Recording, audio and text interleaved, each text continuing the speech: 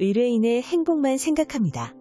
법률 문제로 고민에 빠지신 분들에게 정확한 정보를 제공하여 현명한 선택을 하도록 도와드리는 소송 가이드입니다.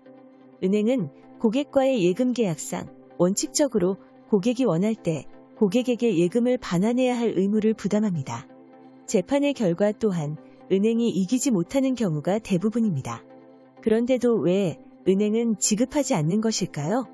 망인의 상속재산은 상속 개시 시점, 피상속인의 사망 시점에 원칙적으로 공동상속인 전부에게 상속되는데 공동상속인 간에도 결국 그 공유하는 상속재산을 분할해야 합니다. 상속재산을 분할하는 방법에는 1. 피상속인이 유언으로 상속재산의 분할 방법을 정하거나 2. 공동상속인 전원이 분할에 합의할 수 있으며 이러한 협의가 잘 이루어지지 않을 경우 가정법원의 심판으로 정하는 방법 등이 있습니다.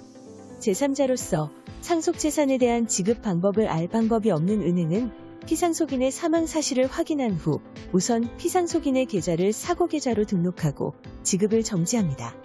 이때 은행이 유언장, 가정법원의 심판결정문이나 공증인이 작성한 분할협의서 등의 공식 문서를 확인할 수 있다면 사고계좌를 해제하고 그에 따라 공동상속인에게 분할 지급하면 될 것입니다. 그런데 공식 문서가 없는 경우가 더 많기 때문에 은행은 실무적으로 분할 지급에 대한 공동상속인 전원의 합치된 의사를 확인하고자 서면으로 공동상속인 전원의 동의를 받는 것입니다. 여기서 한 명의 상속인이라도 동의를 받지 못한다면 은행은 그 상속인으로부터 이중지급 청구나 손해배상 청구를 받는 등 예측할 수 없는 공동상속인 간의 분쟁에 휘말리는 가능성이 존재하기 때문에 상속재산을 지급하지 않는 것입니다. 이러한 은행의 업무 처리는 공동상속인의 예금 채권 행사를 침해 내지 방해하고 공동상속인으로 하여금 은행을 상대로 예금 지급을 구하는 민사소송을 제기하도록 하는 시간적 경제적 비효율을 초래합니다. 뿐만 아니라 은행의 입장에서도 예금 지급을 거절당한 공동상속인으로부터 은행의 편의만을 도모한 실무 운용이라는 민원제기나 비난으로부터 자유로울 수 없습니다. 대법원에 따르면 예금 채권 등 금전 채권은 상속으로 인하여 당연히 분할되어 상속인들에게 각자 귀속되는 것으로서 상속재산 분할 대상 자체가 아닙니다.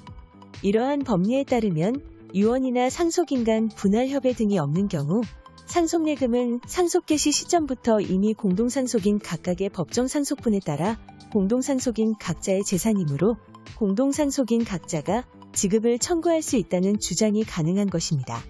법원은 피상속인 명의의 예금 채권은 피상속인의 사망으로 당연히 공동상속인들에게 법정 상속분에 따라 귀속되는 것이고 은행들이 주장하는 유언, 상속포기, 상속재산 분할 협의 등의 사유는 은행 내부의 업무 지침 내지 처리 절차에 불과하여 공동상속인들의 상속예금 지급 청구권의 행사를 저지할 수 있는 사유가 될 수 없다고 판시한 바 있습니다.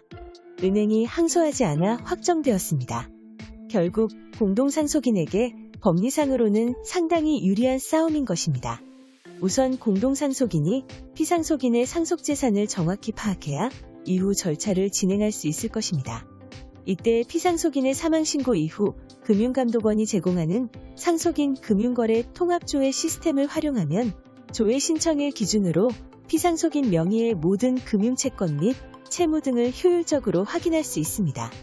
상속재산을 정확히 확인했다면 앞서 살펴본 바와 같이 상속재산 분할에 대해 공동상속인 전원의 합의가 이루어지는 것이 최선입니다. 이 경우 시중은행들은 공동상속인 전원이 서명 날인한 지급청구서, 인감증명서 등의 증빙서류만 확보되면 특별한 이의제기 없이 지급청구서의 내용대로 상속예금을 분할 지급할 것입니다.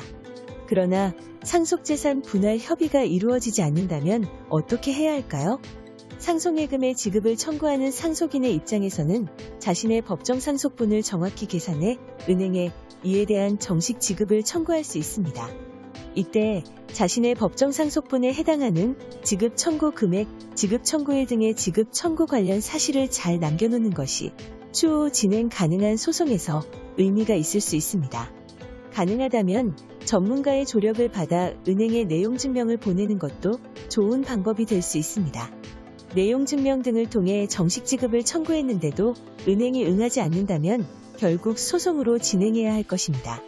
이때 전통적인 예금이 아닌 주식, 채권, 펀드 등 금융투자 상품의 경우에는 상속재산 분할에 관한 법원의 판단이 그대로 적용 가능한지, 실시간으로 변동하는 환가 금액을 어느 시점을 기준으로 정해 청구할 것인지에 대한 고민 등이 선행되어야 할 것입니다.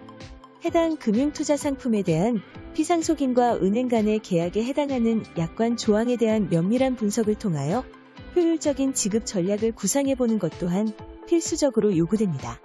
소송 가이드는 법률적으로 문제가 될 수 있는 부분에 관해 상세히 설명을 드리고 그 해결책에 관하여 근거 법령 및 관련 법령을 제시하는 길잡이를 해드립니다. 항상 노력하는 자세로 의뢰인의 이익을 최우선하는 모습을 보여드리겠습니다. 소송에 대한 자세한 상담을 원하신다면 변호사 무료 상담 신청을 누르시고 더 많은 정보를 보고 싶으시다면 소송 가이드 카페를 방문하시면 됩니다.